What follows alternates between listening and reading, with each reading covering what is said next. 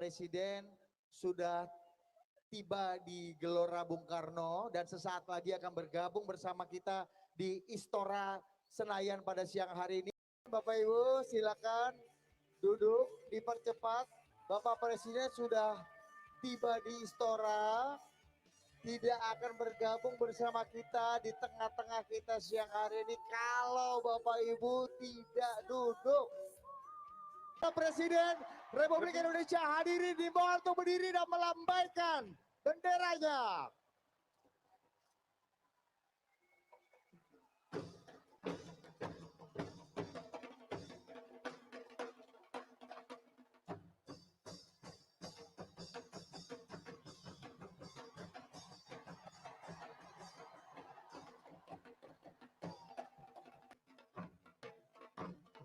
Jokowi, Jokowi, Jokowi, Jokowi, Jokowi, Jokowi, Jokowi. Bapak Presiden, Bapak Jokowi berkenan untuk tetap di atas panggung untuk memberikan arahannya. Ketua relawan kami persilahkan untuk kembali ke tempat. Baik, dan Bapak Ibu selanjutnya kita akan simak bersama sambutan dan arahan politik dari Presiden Republik Indonesia Bapak Joko Widodo.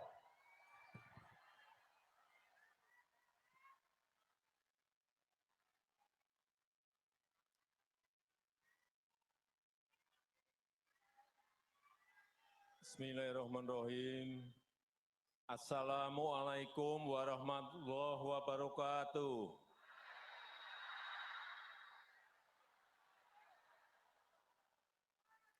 Selamat siang, salam sejahtera bagi kita semuanya, Shalom, Om Swastiastu, Namo Buddhaya, salam kebajikan.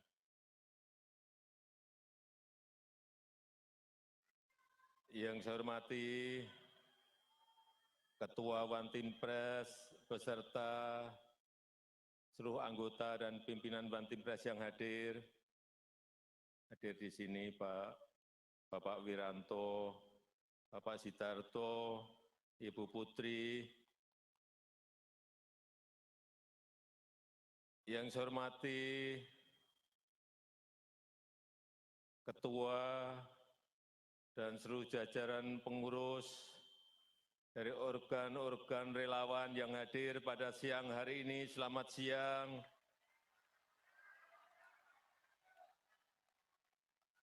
Yang saya hormati Dewan Pengarah, Bapak Andi Gani, penanggung jawab Usra, Bapak Butiari, Ketua OC, Bapak Panel Barus, yang saya hormati Gubernur DKI Jakarta, Bapak Heru Budi, yang saya hormati ketua partai dan sekjen partai yang hadir, Bapak Ibu sekalian, saudara-saudara sekalian yang saya hormati dan yang saya banggakan, seluruh relawan Jokowi. Biar adil, saya nengok ke sana gantian.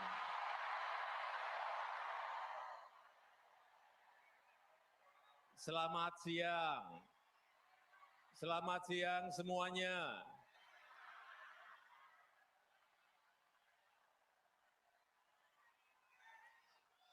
Hari ini adalah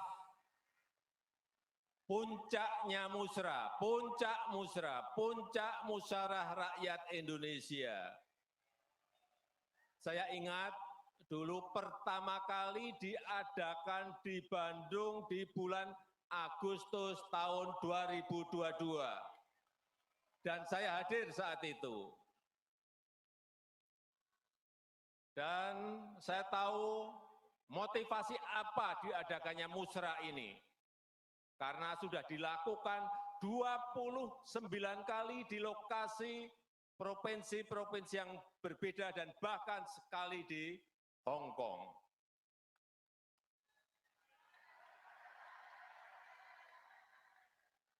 Saya sangat mengapresiasi, saya sangat menghargai upaya ini. Saya tahu saudara-saudara semuanya ingin merawat demokrasi di akar rumput. Kita ini ingin merawat demokrasi di akar rumput. Bukan di elit, tapi di akar rumput.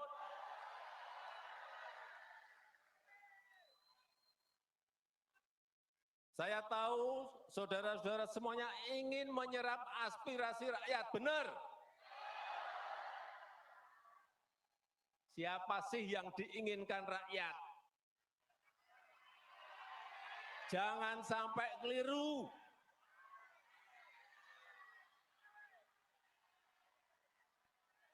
Dan saya tahu saudara-saudara ingin mencari, ingin menemukan capres dan cawapres yang benar dan tepat.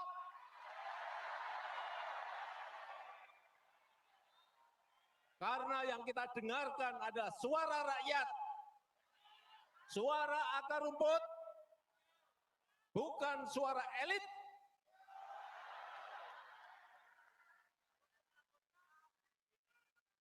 Kenapa ini dilakukan? Kenapa musrah ini dilakukan? Karena kita semuanya cinta negara ini.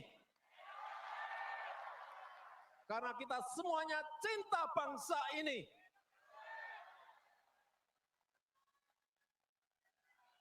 Jadi kalau capek-capek 29 kali dari provinsi ini pindah ke provinsi ini, pindah ke provinsi ini, pindah ke provinsi ini, pindah ke provinsi ini, ke Hong Kong. Kenapa capek-capek? Ya karena tadi. Benar. Oleh sebab itu sekali lagi saya sangat menghargai, saya sangat menghargai, saya sangat mengapresiasi kegiatan musrah yang dilakukan oleh para relawan Jokowi ini. Saya kembali menengok ke sana.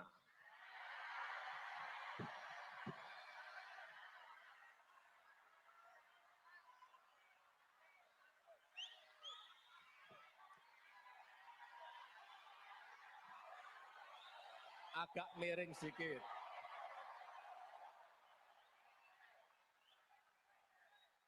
Bapak, Ibu, dan saudara-saudara sekalian yang saya hormati, negara ini adalah negara besar.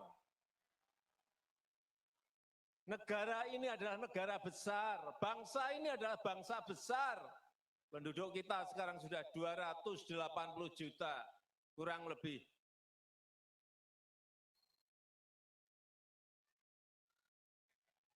Ini negara besar, ini bangsa besar. Dan rakyat kita, rakyat Indonesia butuh pemimpin yang tepat, butuh pemimpin yang benar, yang dekat dengan rakyat, yang paham hati rakyat, yang tahu kebutuhan rakyat, yang mau bekerja keras untuk rakyat.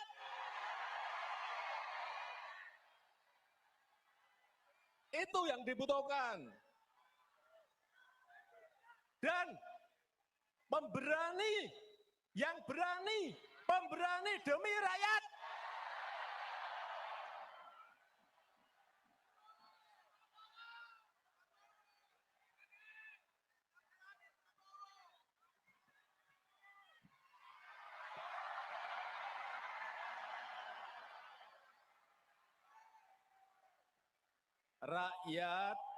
Rakyat butuh pemimpin yang paham, yang ngerti bagaimana memajukan negara ini.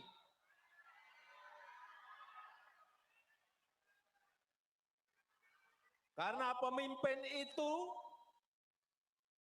harus paham dan tahu potensi serta kekuatan negara ini, kekuatan bangsa ini apa.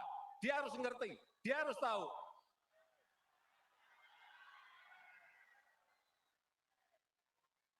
Dan pemimpin itu harus tahu dan paham bagaimana memajukan negara ini, dari sisi mana, dan mampu memanfaatkan peluang yang ada. Bukan rutinitas, bukan hanya duduk di istana dan rutinitas, bukan hanya duduk di istana dan tanda tangan, bukan itu. Dia harus tahu bagaimana membangun sebuah strategi negara, strategi ekonomi, strategi politiknya harus ada semuanya. Karena kita berhadapan dengan negara-negara lain, karena kita bersaing dengan negara-negara lain, kita berkompetisi dengan negara-negara lain.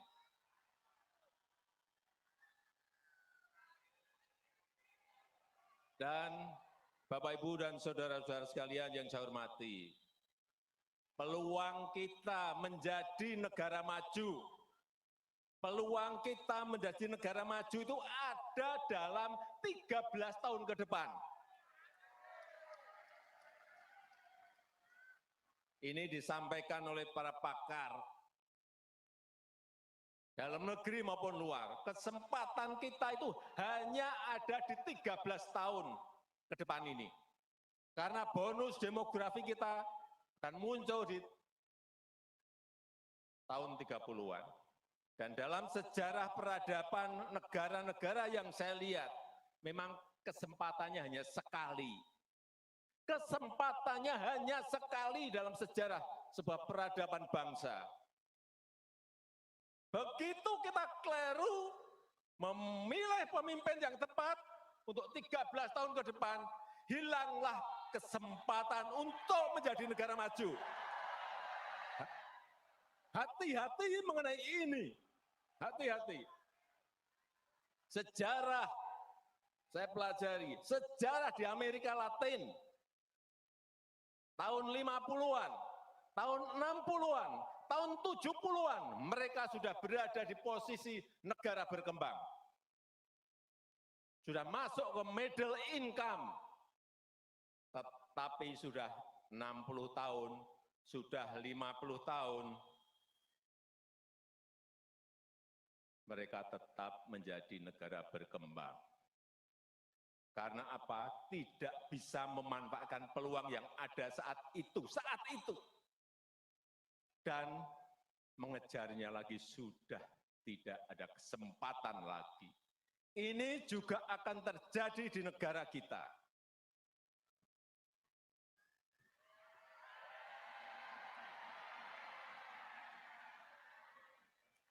Begitu kita tidak bisa memanfaatkan waktu 13 tahun ini, ada yang namanya bonus demografi, dan kita tidak bisa memanfaatkan.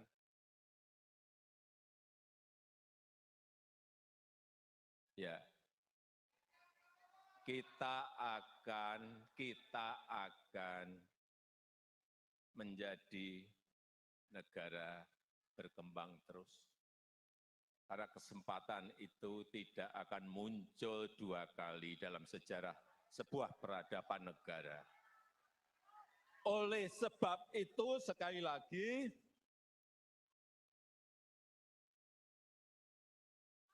memilih pemimpin di tahun 2024 ini sangat krusial, sangat penting sekali, harus tepat dan benar. Oleh sebab itu, saya bolak-balik menyampaikan.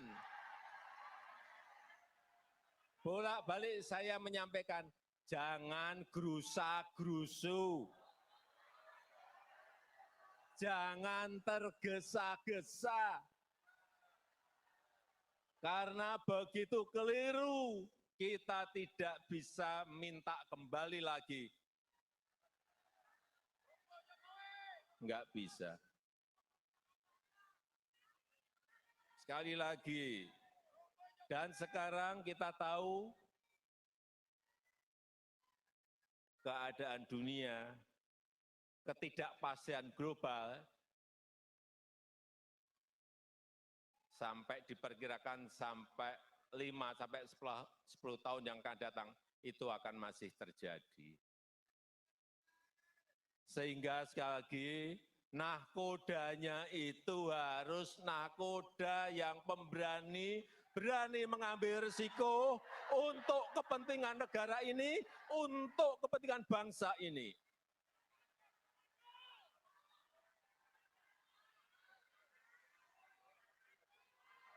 Kita tahu,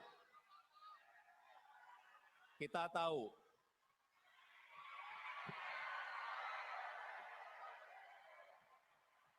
kita tahu, kita tahu, Indonesia, negara kita ini memiliki sumber daya alam yang sangat melimpah, sangat besar. Bukan hanya urusan tambang, bukan hanya bahan-bahan mineral, tambang, bukan. Produk sumber daya alam laut sangat melimpah. Komoditas pertanian, komoditas perkebunan juga semuanya melimpah.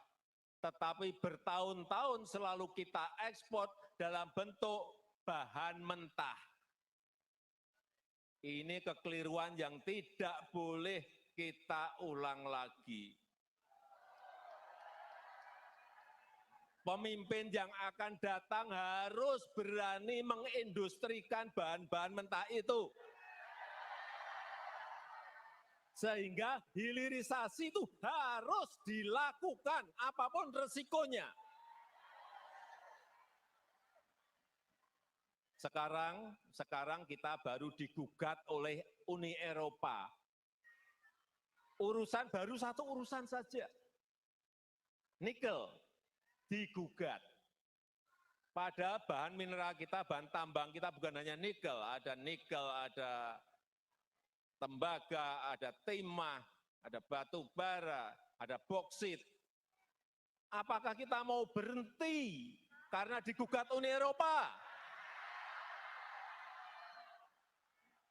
Kalau pemimpinnya tidak berani, pasti mundur minta ampun. Digugat mundur langsung minta ampun. Nah itu enggak, jangan bermimpi negara ini menjadi negara maju. Itu baru bahan satu saja. Belum nanti sumber daya alam laut, belum nanti komoditas perkebunan, belum nanti komoditas perkebunan bukan juga hanya satu, bukan hanya kelapa sawit, ada kopi, ada kakao, ada banyak minyak atsiri, banyak sekali yang masih bisa menjadi sebuah potensi dan kekuatan kita. Dan yang kita harapkan adalah semua nilai tambah itu ada di dalam negeri.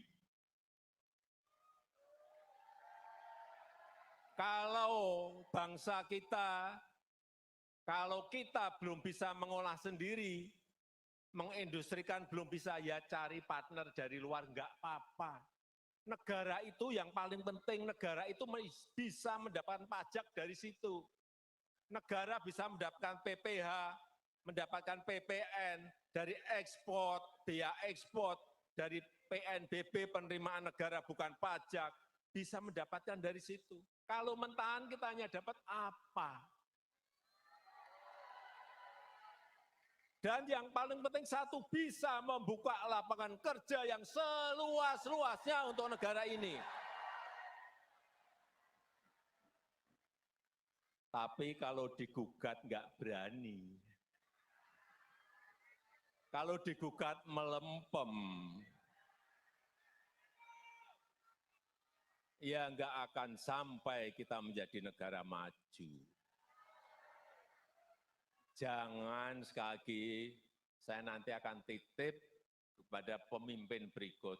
Jangan takut digugat oleh negara manapun.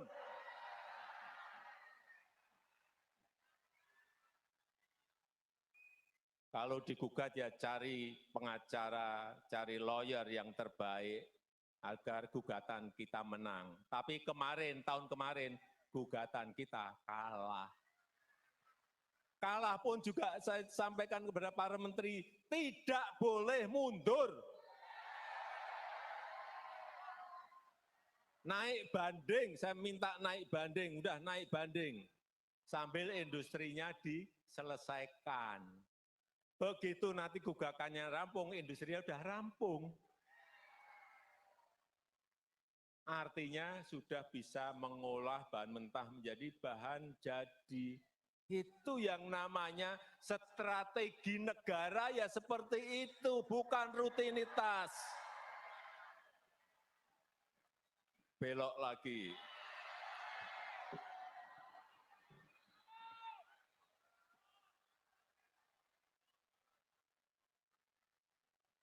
Oleh sebab itu, sekali lagi ke depan, negara ini butuh kepemimpinan yang kuat.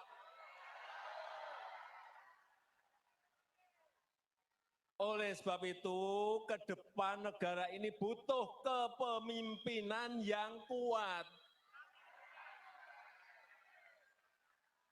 Dan mampu menghadapi ketidakpastian dunia, mampu menghadapi ketidakpastian global. Setuju? Kita butuh kepemimpinan yang kuat, setuju? Itu yang baru saya usahakan. Oleh sebab itu, kepemimpinan yang kuat itu dibutuhkan. Yang memiliki komitmen yang kuat untuk anti korupsi. Yang memiliki komitmen yang kuat untuk merawat demokrasi. Penting. Jangan nanti ada yang mau musrah dilarang.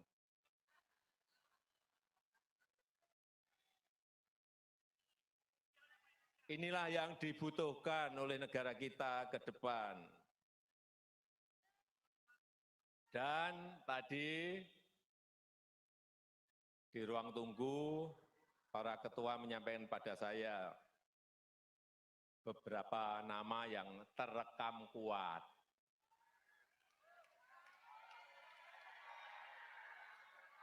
Saya sudah mendengar, tapi saya ingin resmi, tadi yang disampaikan oleh Pak Panel Barus itu resmi, belum saya buka. Belum saya buka.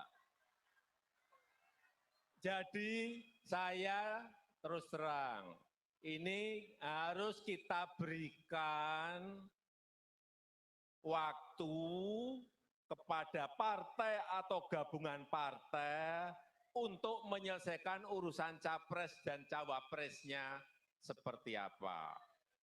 Kemudian dari yang disampaikan oleh tadi Pak Panel Barus, saya akan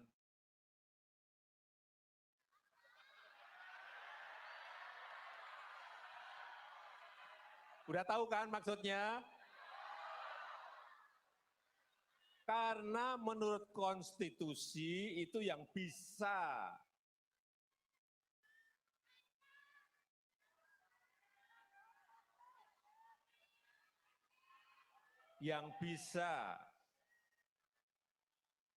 mencalonkan itu adalah partai atau gabungan partai. Betul? Sehingga itu bagian saya untuk memberikan bisikan kuat kepada partai-partai yang sekarang ini juga koalisinya belum selesai. Jadi kalau saya ngomong sekarang untuk apa? Itu yang namanya strategi ya itu. Jangan tergesa-gesa, jangan gerusa-gerusu, jangan pengen cepet-cepetan, karena Belanda masih jauh. Tapi sekali lagi saya sangat menghargai apa yang sudah dilakukan oleh Musra dalam menjaring nama-nama yang diinginkan oleh rakyat kita.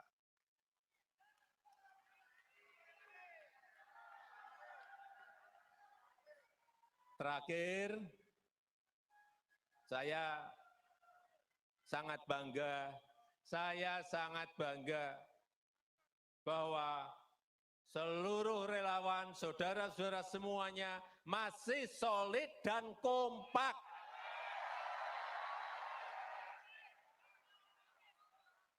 Ini penting, karena kalau kita nggak solid dan kompak, kita ini akan dilecehkan, tahu?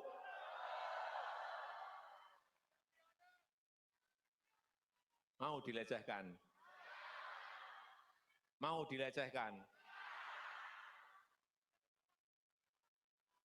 Kalau kita kompak dan solid, kita akan diperhitungkan.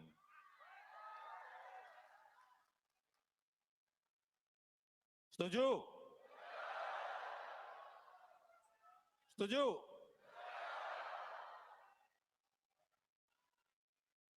Nanti pada saatnya, pada waktu yang tepat, saudara-saudara semuanya akan saya bisikin satu persatu, entah berapa juta. Bisikin satu-satu nanti. Ya, saya rasa itu yang ingin saya sampaikan. Terima kasih, selamat siang. Wassalamualaikum warahmatullahi wabarakatuh. Merdeka! Terima kasih.